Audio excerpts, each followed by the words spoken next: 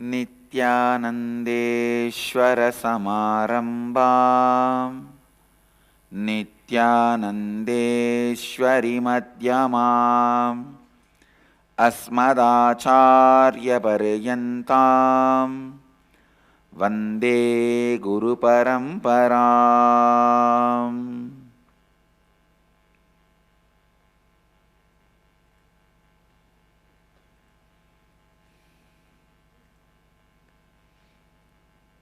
I welcome all the devotees, disciples, Samajis, Satsangis, Sri Mahants, Mahants, Tanedars, Kotaris, visitors, viewers, sitting with us all over the world through Nityananda TV, Sadhana TV, two-way video conferencing, having Nayana Diksha all over the world,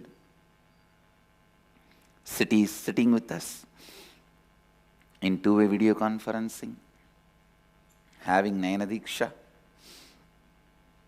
all over the world, enriching temple, Bididi, Singapore, Singapuram, Oman, Sivagangai, Chorpatti, Nepal, Rajabalayam, Adinam, London, Kashi, Minot, North Dakota, Warrington, UK, Ohio, Praia, Columbus, Sri Lanka, Bengaluru North,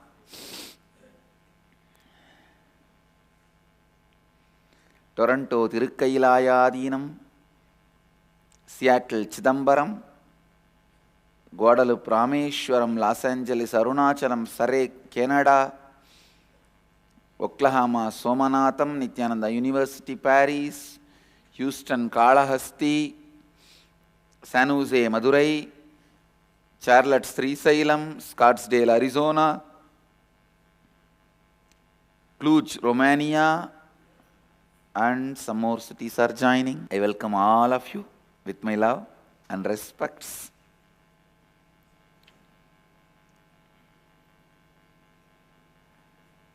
I am ready. Let's start the mantras.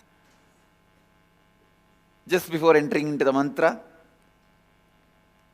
our publication department has done an amazing work of already releasing the e-book of Upanishad Demystified Living Advaita series, my introduction to Upanishads.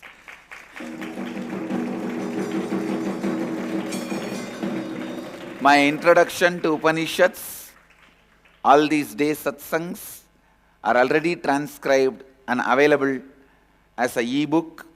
You can download it freely from our website nityananda.org. Upanishads Demystified, Akashic Records about Upanishads Revealed, Living Advaita series. The book is already ready. Thanks to publication department. Give a good hand to publication department.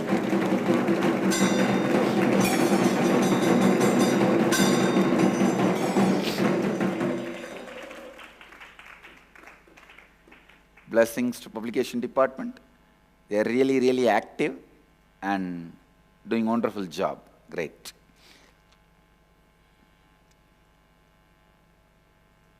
Let me enter into the sutras today. Let's invoke the presence and blessings of Mahadeva and all the rishis.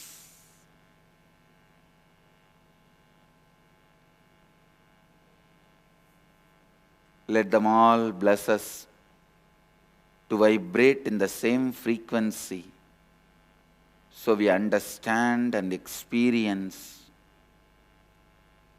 the Upanishads.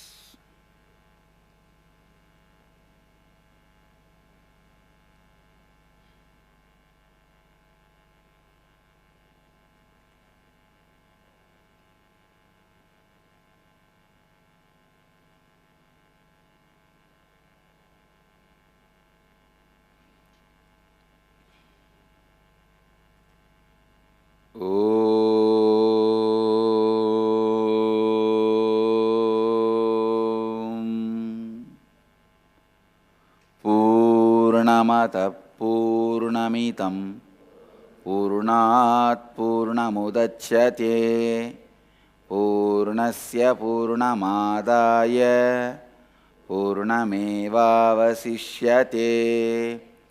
Om Shanti Shanti Shanti.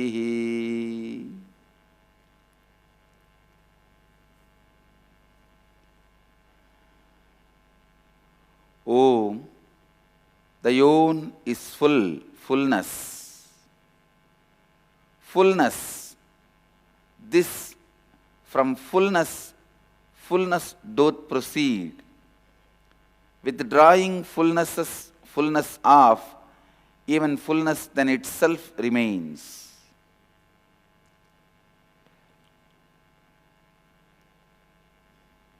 Now an introduction. Understand?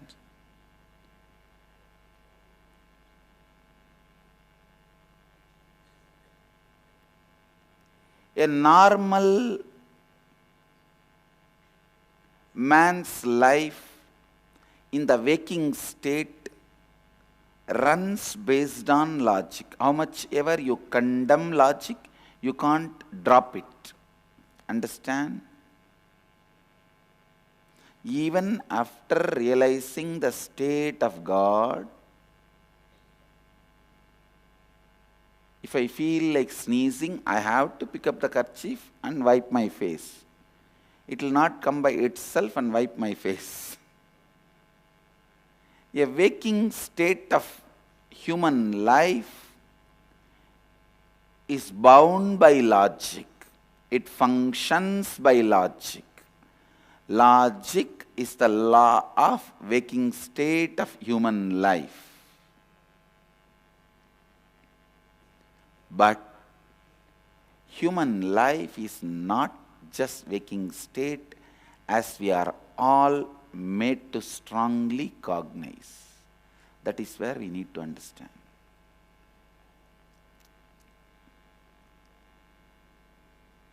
Listen.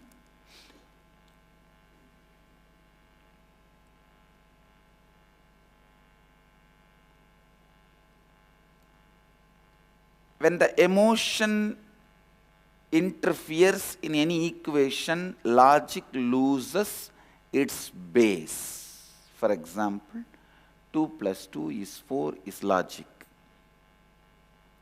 But in a painting, the paint you used and the canvas put together is not painting. That is not equivalent to painting. Listen. You can't even come to the logical conclusion. The amount of force used by the painter on the brush which reached the canvas and made the paint stick to the canvas, no. The amount of paint used, the amount of force used, the canvas used, all put together can never equate painting, because the component of emotion involved.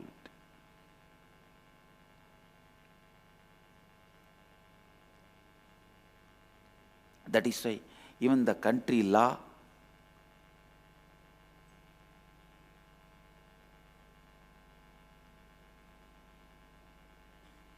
gives huge punishment if the crime is heinous crime. All murderers don't get hanged. Only if it is rarest of the rare, they get hanged. What decides the rarest of the rare? The emotion involved in it. Like a child is killed. A child is raped and killed. Naturally, too much of emotion involved in it. The child has a future. It can't defend itself. It can't protect itself. Defenseless life, which has a future, when that is harmed or killed, naturally it becomes rarest of the rare crime. Understand, in any field, when the emotion is involved, logic cannot be taken to the end, and that does not give the right result. Emotion is the smell of consciousness. That is why your dreams can never be logically analyzed or concluded.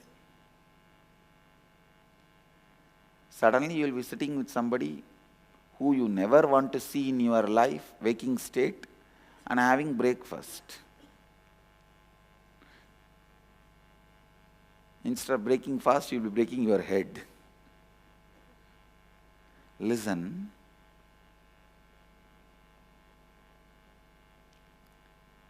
The natural law of human beings' waking state is called logic. The natural law of human beings' dream state is called emotion. Even the smell of the consciousness, which is emotion, if it intervenes a scene, interferes in a happening, your logical conclusions can't be arrived.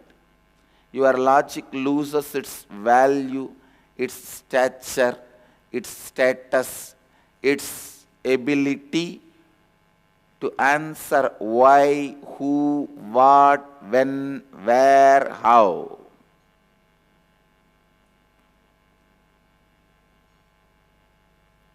You can never have an answer for why, when, where, what, how, what. You can never have an answer for why, when, where, what, how of the dream. Sigmund Freud is the biggest fraud who sold a big hypothetical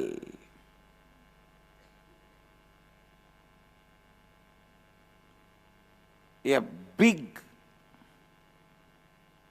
fraudulent system of thinking to the world which can never be questioned and which can never be proved. I have a shocking revelation to all of you. The scientific father of the disease ADHD, please understand, I always mentioned in my satsangs, most of the mental disorders are false diseases created. Now, Leon Eisenberg, scientific father of ADHD, just before the death, is giving confession at the age of, I think, above 80. I was shocked to see that confession. He says, let me quote the exact word, ADHD is a fictitious disease. He says ADHD is a prime example of a fictitious disease. The scientific father of ADHD is uttering this word and is dead.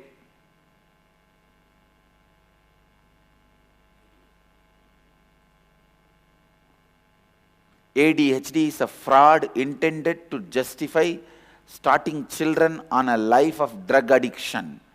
Dr. Edward C. Hamlin, founding member of the Royal College of General Practitioners, is making this statement. Understand, now it is too late. Already the human consciousness, human biomemories, human muscle memories have started believing the why, how, when, where, what of ADHD, and it has already become part of our system of thinking. What a great crime committed against humanity. I always insisted in my satsangs, if I was born in the West, I would have been branded as a hyperactive or indigo child or some name, and they would have given me the drug from the age of 1. From the age of 1, I would have been put on drugs.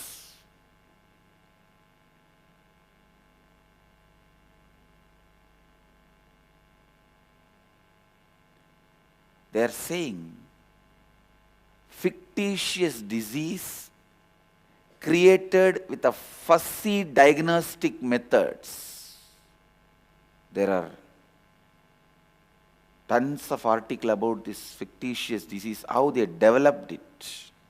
In whose hands are we? 24%. 24.4% of the money is used on promotion of the medicine. Only 13% is used for research and development to make sure the medicine is safe. Understand? Only 13% is used to make sure the medicine is safe, but 24%, almost double the amount, almost double, is used to push their medicine on the, I tell you, please understand, as an embodiment of the pure consciousness, I am telling you with all my integrity and authenticity, there is no such thing as mental disease can exist. Please understand, because mind is a liquid. It's a fluid. Only solid existence can have conflicts. Liquid existence can never have conflicts. Can water have a conflict with the vessel? Any vessel, it gets filled, it just fills itself. Understand? Concocted compositions of fears, compiled systematically and preached, is psychiatric and psychological disorders. Please understand.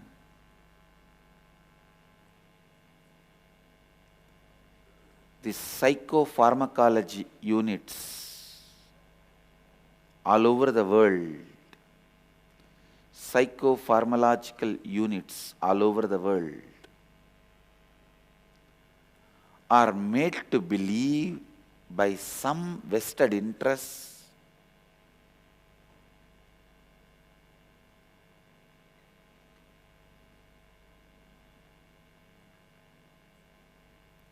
if there is a delusion, instead of waking that person out of delusion, it is like, listen, a person is sleeping and dreaming that he is being chased by a tiger, and he shouts, "Tiger, tiger, save me," in the dream, and he is blabbering even in his sleep. You are the person who is standing next to him and seeing. What you need to do? Just tap him and wake him up. That's all is the solution. I am not saying the primary delusion doesn't exist. There is primary delusion. But the solution is not as difficult as it is projected, told to us. Please understand, the solution kills more people than the disease. If this chemotherapy and other killing drugs are not there, people will be alive for more time with cancer than with medicine. Medicines kill more people than diseases. Listen.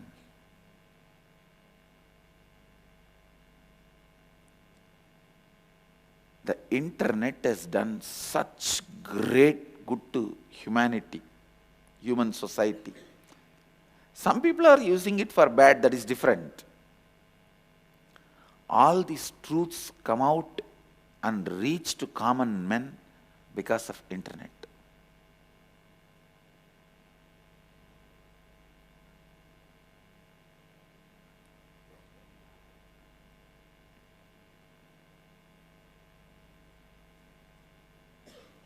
I always feel grateful to Mahadeva.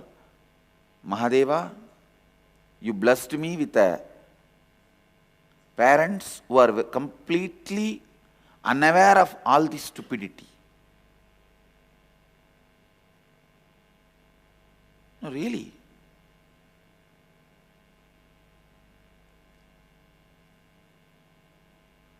My mother has started little worried about the way I was growing up because the power I'll exhibit, whether it is physical or mental. But fortunately, she did not have any access to any of these psychiatric concepts. So she did not put me in any psychiatric medicine. Rather, she put me with the gurus and masters and temple. Actually, she used to be very relieved when she knows I'm gone to temple.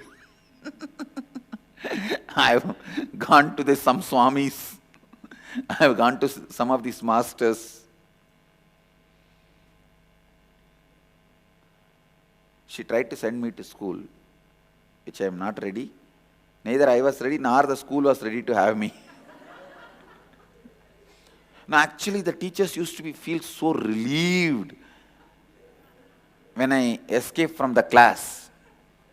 And I still remember one teacher, the moment I enter the class, purposely he will stand towards the blackboard and 5 minutes he will not turn, giving time and space for me to run away.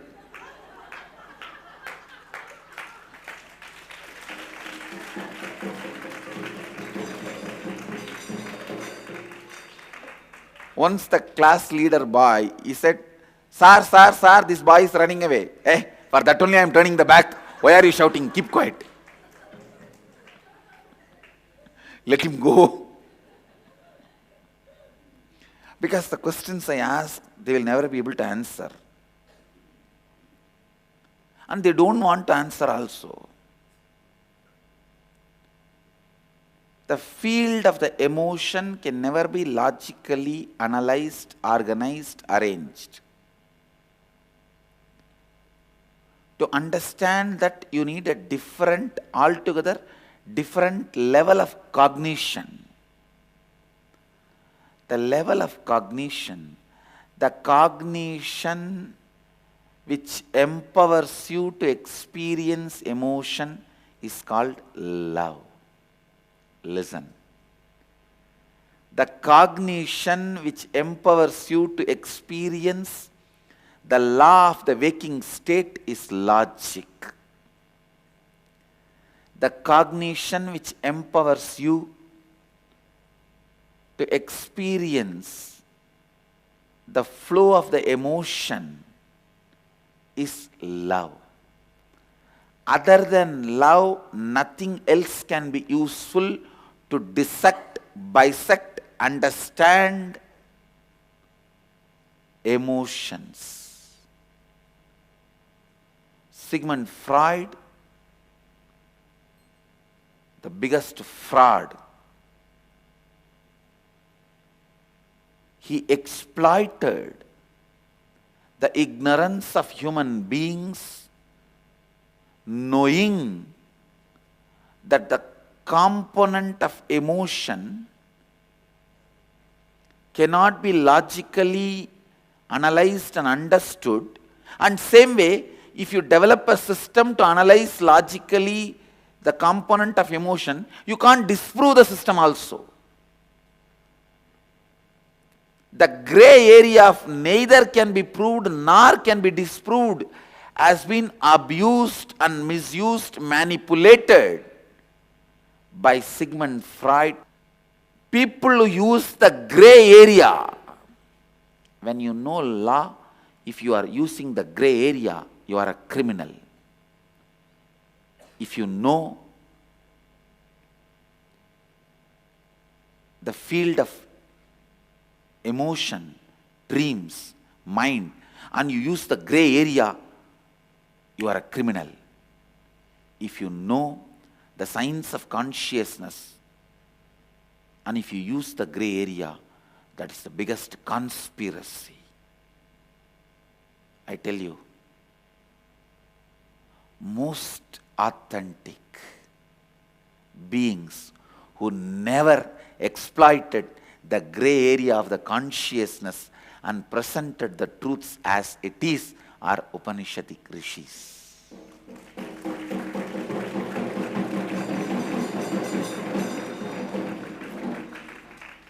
Most of the founders of the religious organizations had powers, I am not denying. They had some experience of consciousness, but they used the gray area to establish their vested interests, using their knowledge and the people's ignorance of inability to disprove what they claim. The combination of all this was used to establish their vested interests. Here are the masters who don't even want to spell out their names. Rarely in conversation, if the names are spelled out by mistake, we have those few names. Other than that, nowhere they are ready to even declare their names.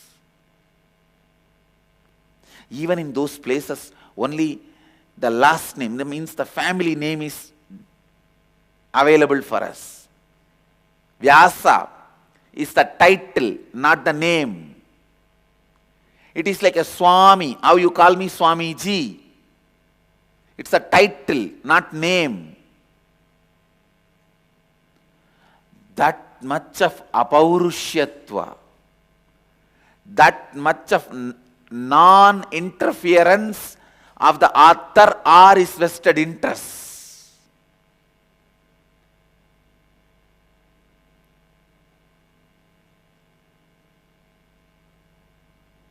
What a sacrifice.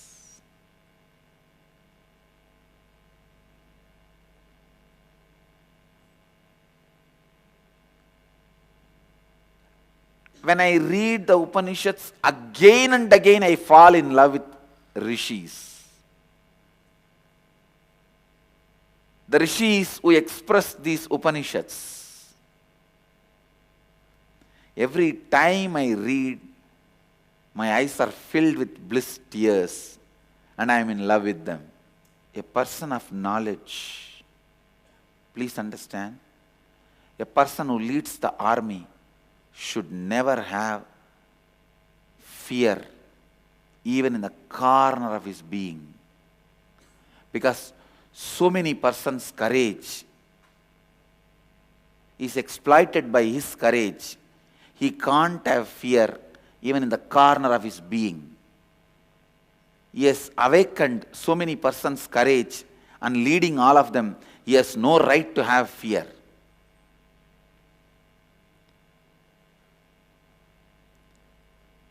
An intellectual person can have fear, but never hypocrisy to exploit the gray zone, gray area. A person who leads the army has all the right to exploit the gray area. He has the right to do the guerrilla wars. He has the right for hypocrisy, but not for fear. An intellectual has a right to have fear, but never to exploit the gray area of knowledge. Some of the religious leaders, I won't name. If I name, tomorrow I may not be able to speak on Upanishads. I have done more damage to planet Earth by using the gray area of the consciousness zone. Sigmund Freud used the gray area of the emotional zone, where he developed a theory which can neither be proved right nor be proved wrong.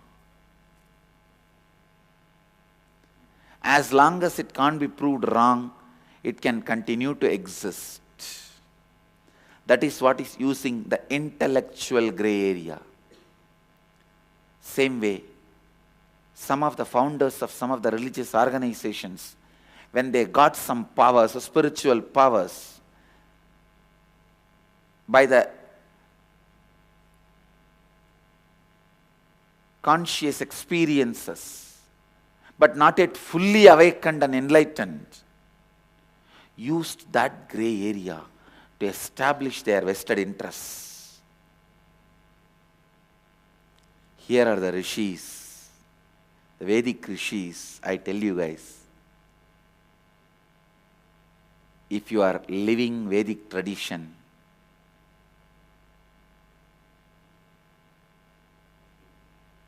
please be proud about it. You are living unexploited, unmanipulated, unadulterated truth as your life. It is told to you as it is.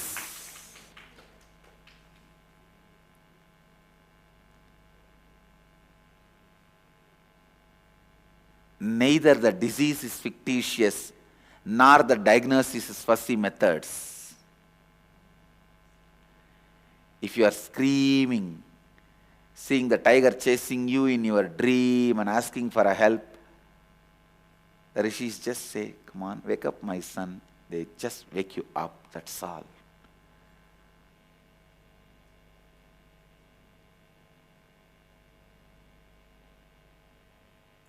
The system which empowers you in the waking state is logic.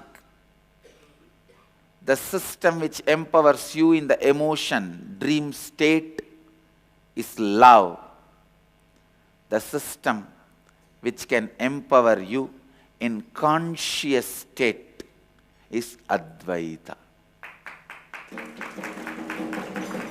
Understand?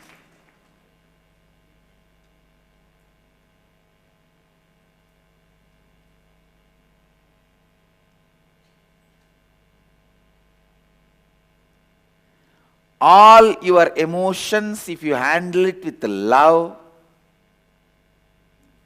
I am giving you 100% guaranteed authentic word. All your emotional ups and downs, mood swings, handle it with love. It will just empower you and you will never have any disease related to mind. Your fear, your phobias, your depression, everything, handle it with love. You will just be free from all mental, psychological, psychiatric disorders. This one word, love, is the Sarva Roga Nivarani for anything mental, psychological, psychiatric disorders.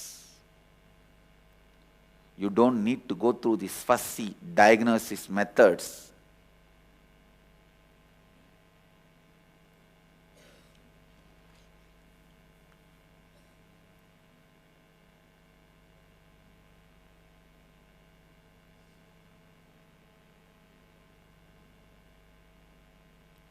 All the problems of consciousness, all the problems of consciousness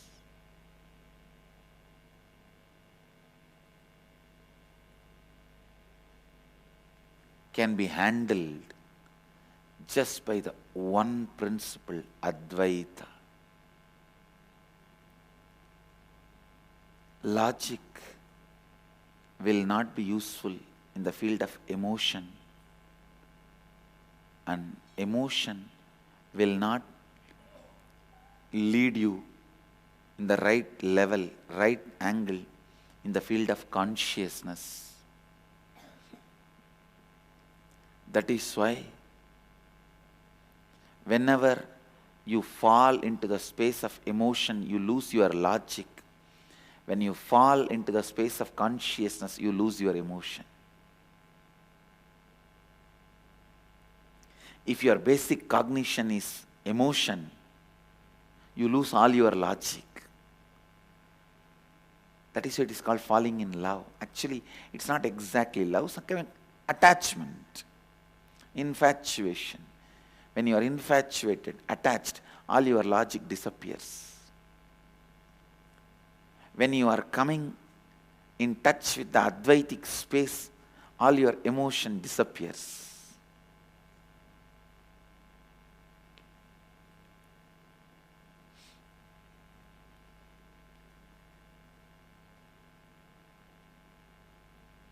Advaitis should live sannyas. Sannyas itself does not lead to Advaita. Understand? First become an Advaiti, Jivan Mukta, then sannyas will be successful. Then sannyas is possible.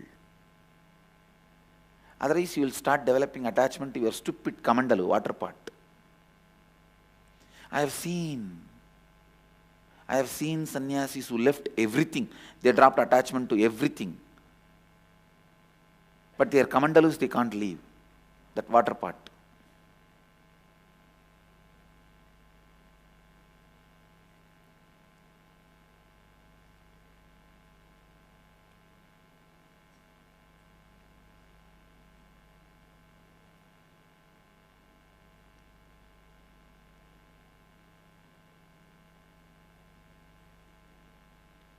Listen. If your cognition moves to Advaita, automatically you go beyond logic and emotion.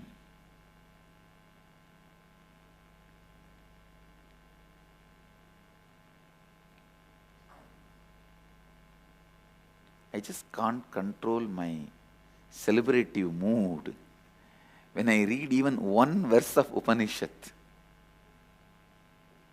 What a beauty! Beauty in words, grace in organizing the sounds. Never there was so much of beauty expressed in words or the grace organized in sounds. Purnamata Purnamitam Purnat Purnamudachyate Purnasya Purnamadaya Purnamevava Sishyate. Just by repeating this one line, I can give up my body. Nothing else is required.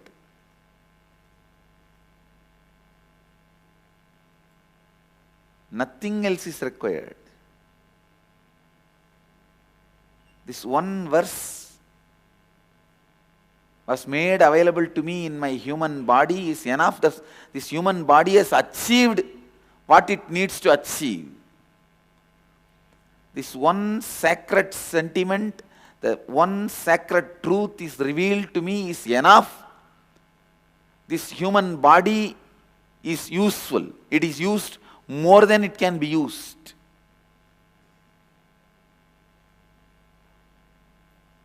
Now it has reached its fulfillment. Anything further, if it is alive, it is a bonus.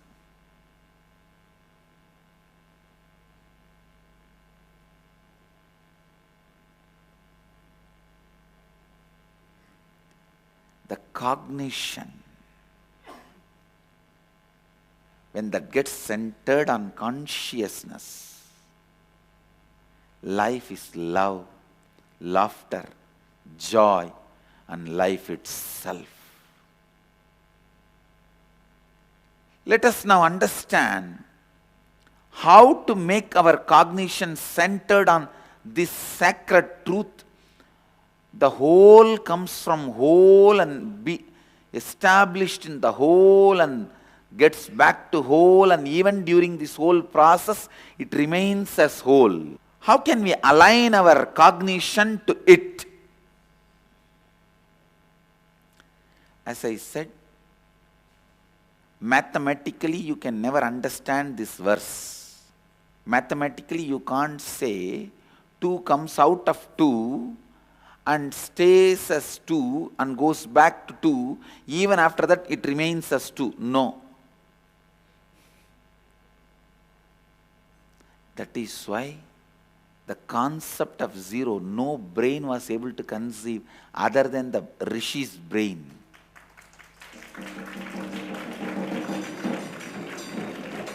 I am revealing the next Akashic records. Please listen. Listen, I am revealing the Akashic records. When the concept of zero itself was revealed, the consciousness of the Rishi was, the whole was the value of the zero, not nothingness. Please listen. Infinity was the definition of zero by the Upanishadic Rishis. But the logic mind which received these understandings was not able to comprehend. So they made that as nothingness. Shunya means sa anya.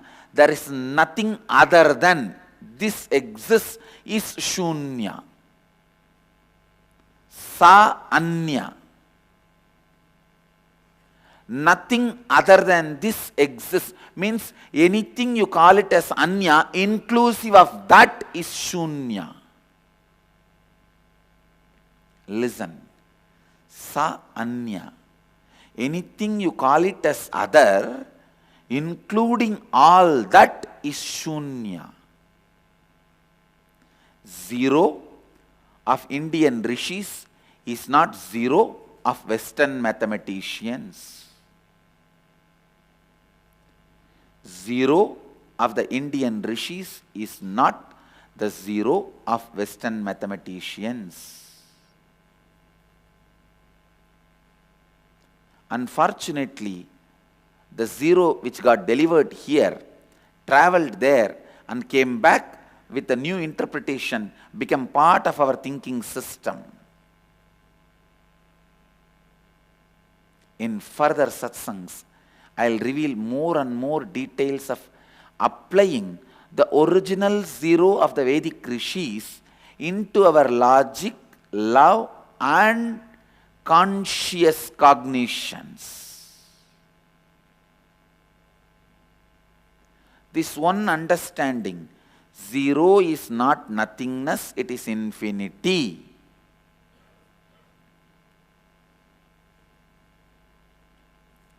Zero is not nothingness, it is infinity.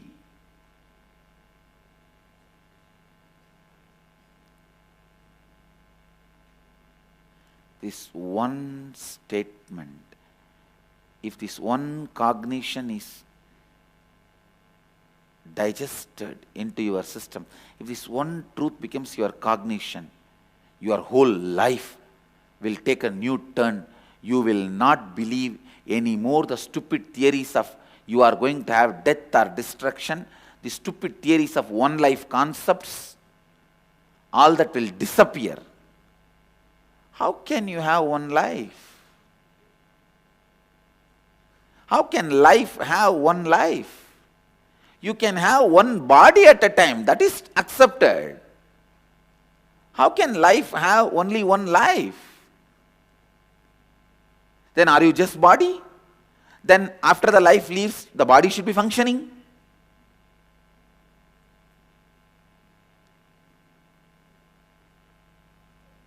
Then if suddenly body is not functioning, then something is leaving. What leaves? How can that have only one body? If that is only one body, then it should not be leaving it.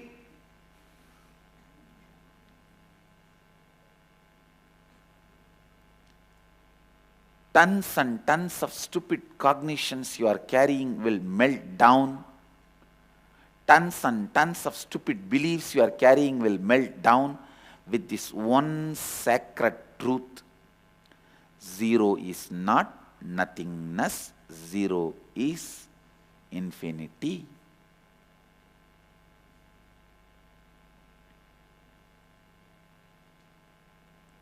Shunya, as it was discovered, Shunya, as it was spelled out by the rishis, did not mean nothingness, it meant infinity. Sa anya means anything you call it as anya, all that put together is shunya.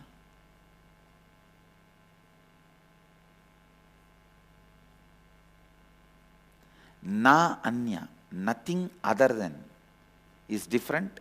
Sa anya, anything you think or understand or feel as anya is all put together.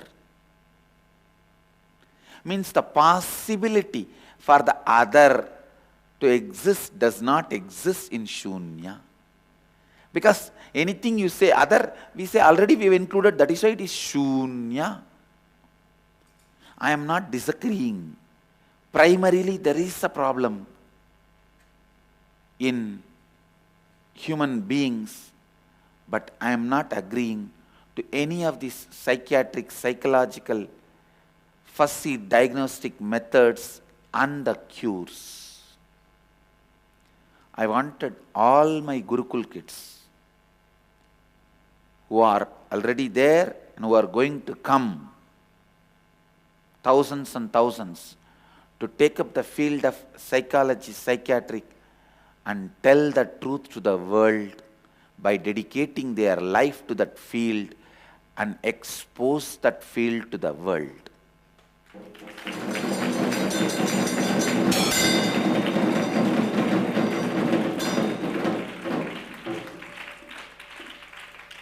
I feel sometimes it will be really nice if I have a PhD on the field of psychology, because my words will be taken more seriously.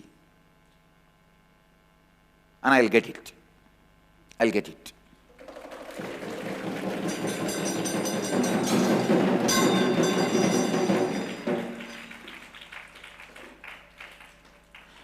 I'm not against the doctors, psychiatric doctors and psychological the doctors, practitioners. No, I'm not against.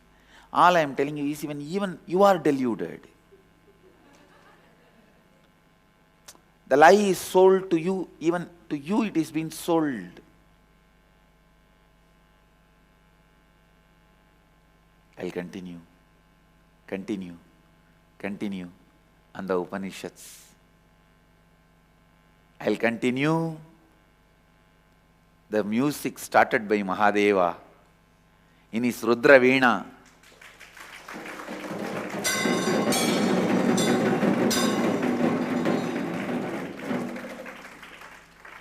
In his intense silence, I'll continue to hum, at least as a background chorus voice of Mahadeva's beautiful songs, these Upanishads. Today, the Uttaranga of Brahmotsava, third day, Tepotsavam, and the day of Kopuja, Mattu Pongal, Anandanandi, Dinotsava.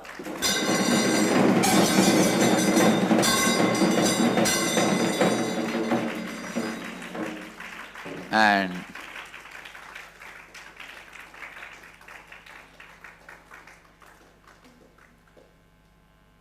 as Vedic community is a agriculture based community, as our civilization is agriculture based civilization, all over the India, please understand, Makara Sankranti is not something special to Tamil Nadu, it is all over the India.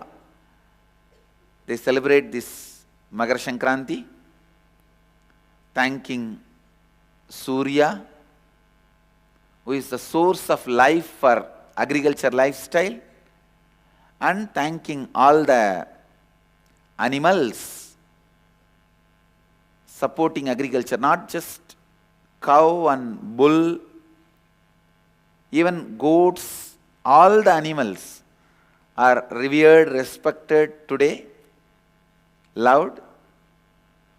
Gratitude is shown to them.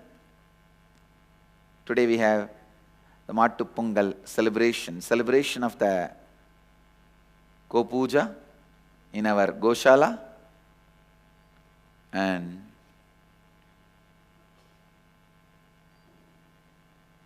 Singapore, Madeline's baby. Blessings for Madeline and your baby. You can do the Annaprasnam, blessings. You can feed the child with the solid food. My presence will be there. I am with you. Blessings. Blessings to the baby.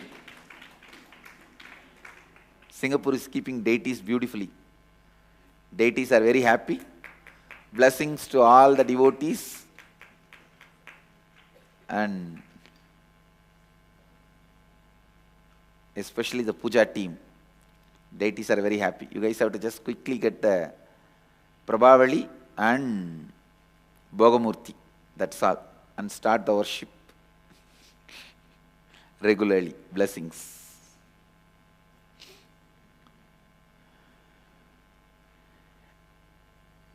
Oh, Prem Tirtha is Pujari. Blessings to Pujari. Blessings. When people are happy seeing the beauty of deities, deities are also happy.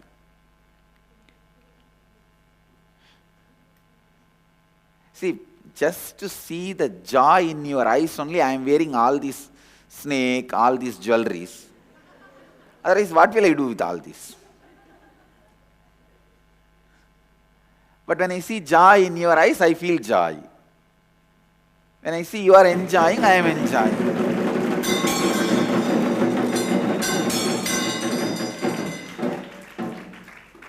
It is for you to enjoy. Because you are enjoying, I am enjoying it. Otherwise, I myself have no enjoyment. That is why all these stupid fellows who are criticizing me for my wardrobe were shocked. One day, suddenly I declared, all right, I took the Madhurayadinam responsibility. I am not going to wear any more color dresses other than this cloth. They were shocked. How can he give up just like that? We don't have now any material to criticize him.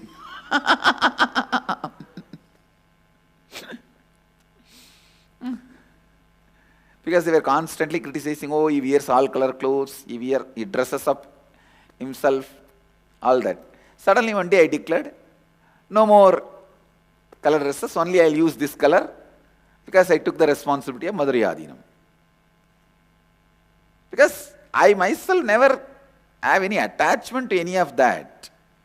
You enjoy, I say, all right, you enjoy, I enjoy. For the sake of devotees, come on. That's it. So deities are also very happy when devotees enjoy their beauty. When devotees are happy seeing their beauty, they are also happy. That's all. My blessings to all you guys.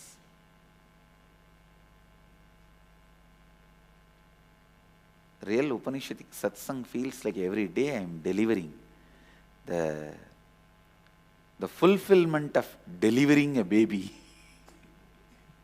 delivering life.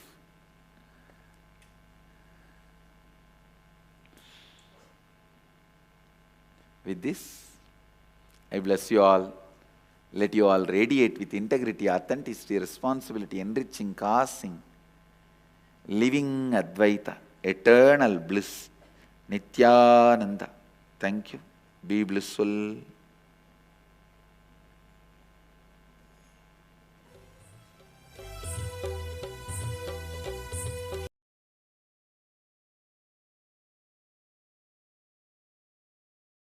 Nityananda Dhyanapitham, Nityananda Nagar, off Mysore Road, Bidadi, Bengaluru. Phone 08027279999. www.nityananda.org. www.youtube.com/Life Bliss Foundation.